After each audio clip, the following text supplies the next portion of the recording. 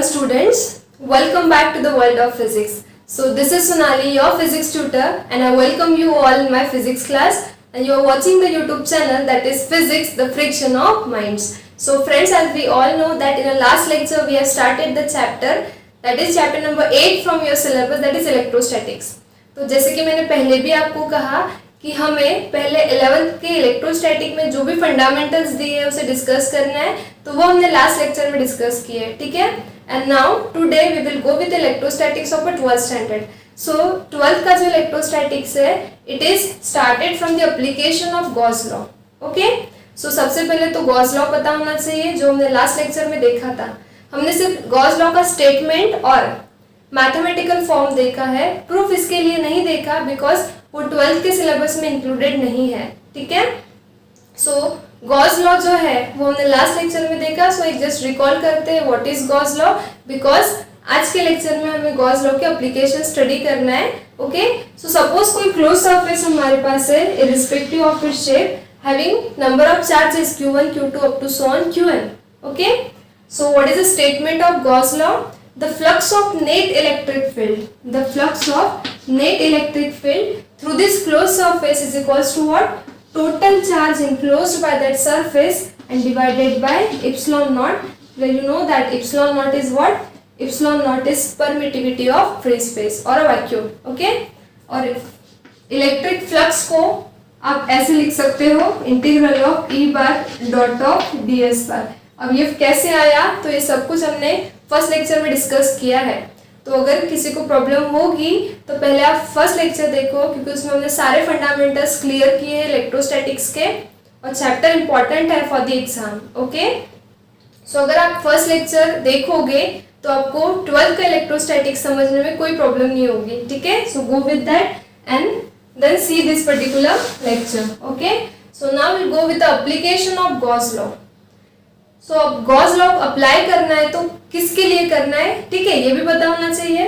तो सपोज हमारे पास कोई चार्ज कंडक्टर है, हमारे पास क्या है, कोई चार्ज कंडक्टर है, इस तरह से कोई हमारे पास क्या है, चार्ज कंडक्टर है, ठीक है.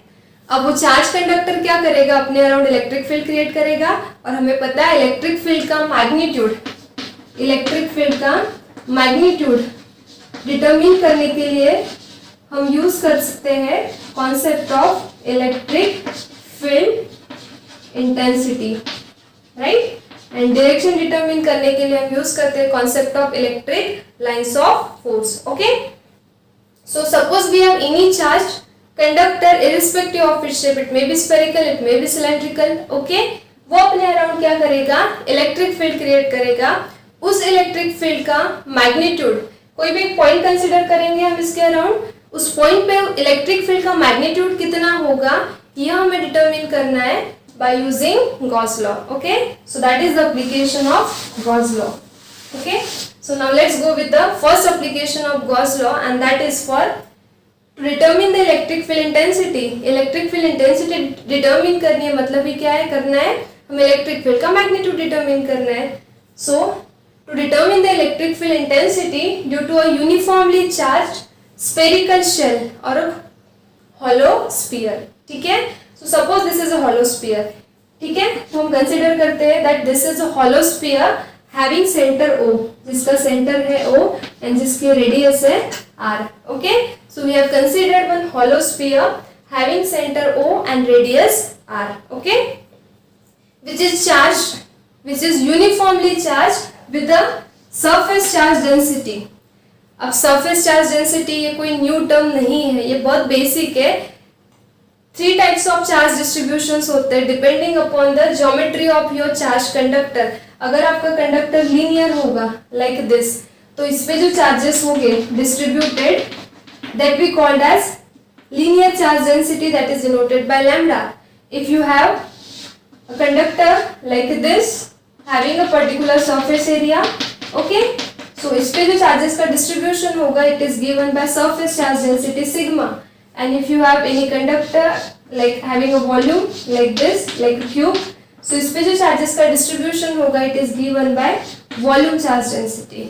ओके, अब नाम में ही उसका मीनिंग है this is linear charge density, मतलब ये क्या होगा, चार्ज डिस्ट्रीब्यूटेड पर ओवर इट्स लेंथ और per unit length. Surface charge density क्या होगा, charge distributed over this area, so Q upon A। Volume charge density क्या होगा, charge distributed per unit volume. Understood? So here we have considered the hollow sphere having a particular surface area. Okay? So suppose it is uniformly charged.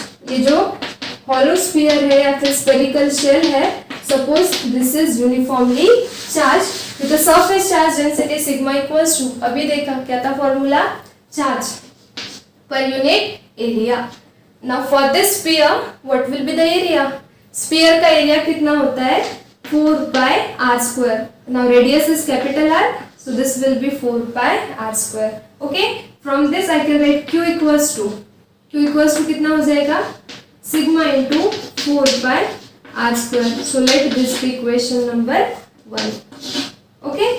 अब now suppose this particular charge conductor is placed in a medium, or suppose we have placed it in a vacuum, then as we are studying the application of Gauss law, so I can say according to Gauss law, the total flux coming out from this closed surface कितना हो जाएगा, क्या है formula हमारा, phi is equals to total charge enclosed by that surface. So suppose let Q be the total charge enclosed by that surface divided by what, divided by epsilon naught, where epsilon naught is the permittivity of free space. Okay? So suppose your charge conductor is placed in a vacuum. So for the vacuum permittivity is epsilon naught. Okay? So now let this be equation number 2. ठीक है? So ये जो description है ये सब कुछ आपको derivation में लिखना है. क्या लिखना है आपको? Consider a hollow sphere which is uniformly positively charged to a surface charge density of this much. Okay?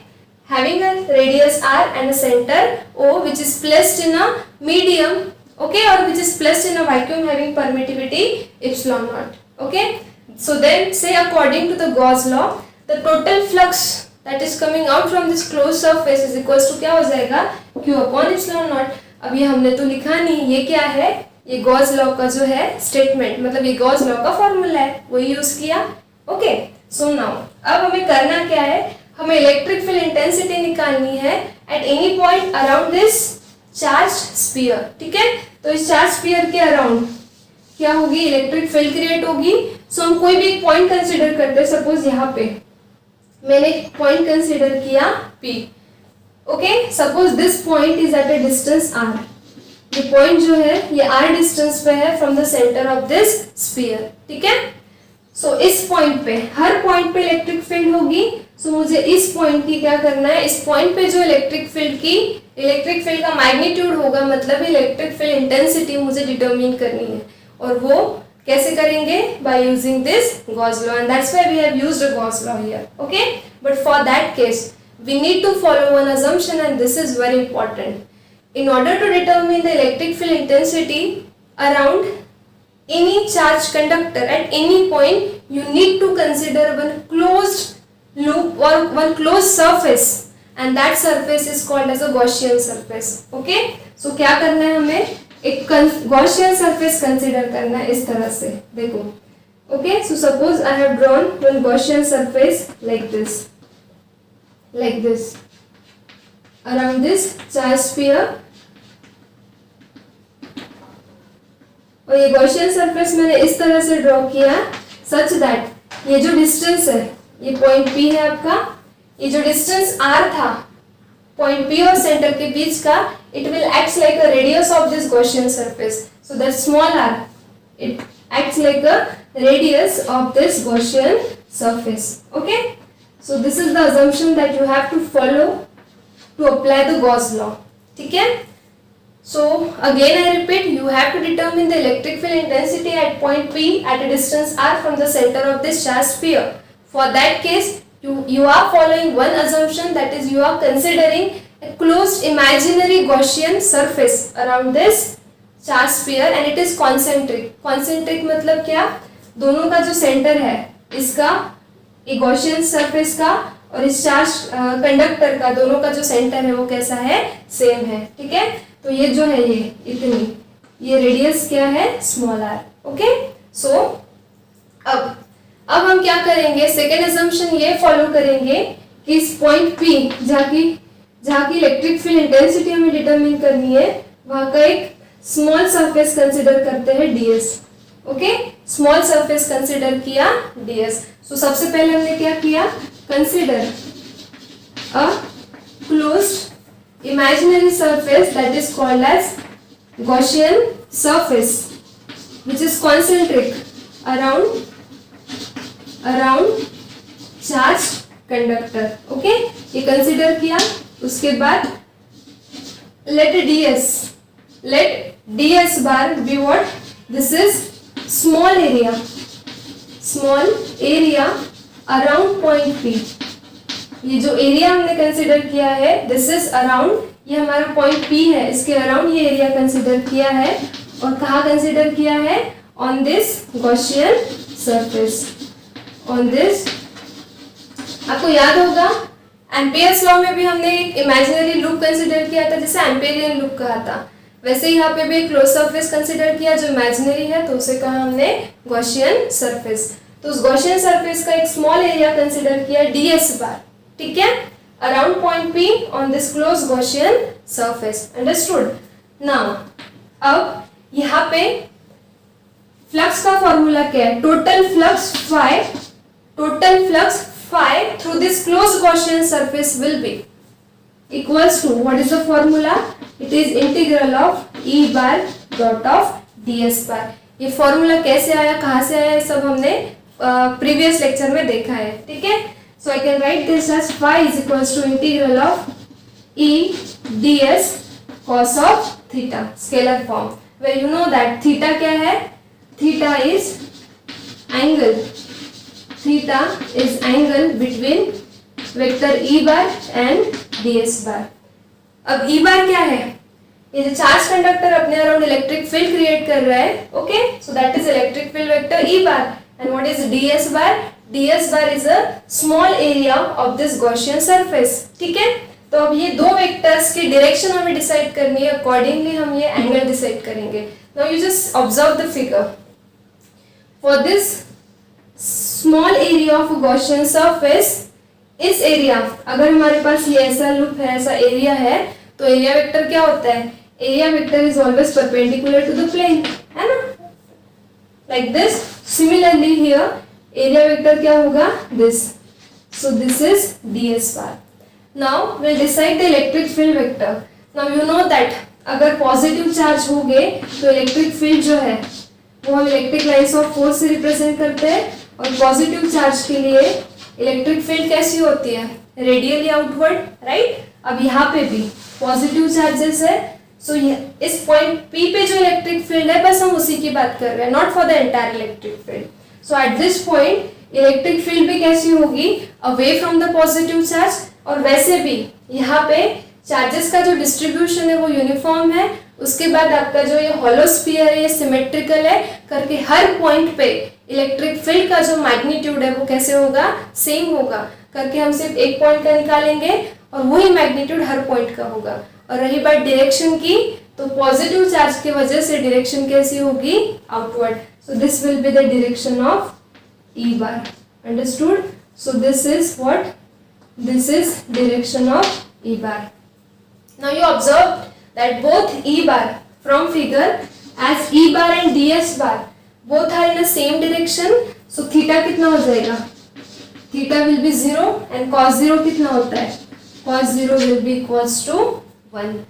so if this is the case then ये इक्वेशन क्या हो जाएगा बताओ, phi is equals to close integral of E into ds, because cos theta की value जो है वो कितनी हो गई, 1 हो गई। Okay, now right now I told you that as your sphere is a symmetrical, so magnitude of electric field at every point will be same। that means your electric field is uniform, and if the electric field is uniform you can take it out। ये मैंने कल आपको बताया था।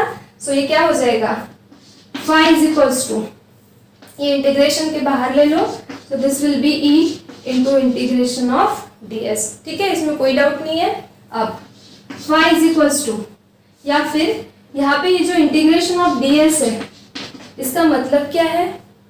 ds क्या था आपका? ds was a small area of this Gaussian surface. ds जो है वो इस Gaussian surface का स्मॉल एरिया है. अगर हम इसे इंटीग्रेट कर दे तो मुझे क्या मिल जाएगा? हमें एंटायर Gaussian surface का एरिया मिल जाएगा and that is nothing but s. अब एंटायर Gaussian surface का एरिया कितना है? ये भी तो स्फीयर की तरह ही है, तो इसका एरिया कितना होगा? 4 पाई आर स्क्वायर. बट इसकी रेडियस क्या है? Small are. सो ये क्या हो जाएगा? 4 pi small r square. Understood? So ये जो चीजें हैं ये समझना इंपॉर्टेंट है बिकॉज डेरिवेशन रटा नहीं जाता. तो ये जो की कॉन्सेप्ट्स होते हैं इस पे फोकस करना जरूरी है. So with this value phi कितना हो जाएगा? This is E into 4 pi r square. Understood? So now let this be next equation number 3. Okay, so now using equation 2 and 3, see the left hand side is same, so you can equate the right hand side. So I am continuing here.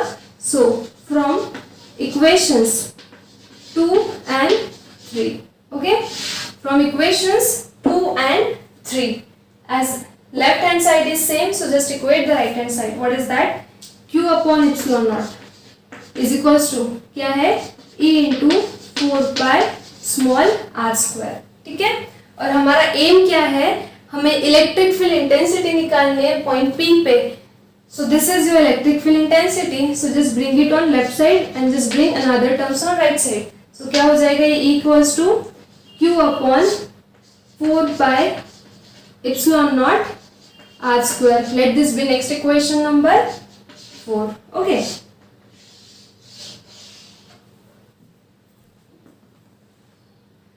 Now proceeding ahead, see what we can substitute. We can get an alternative form of this. हमें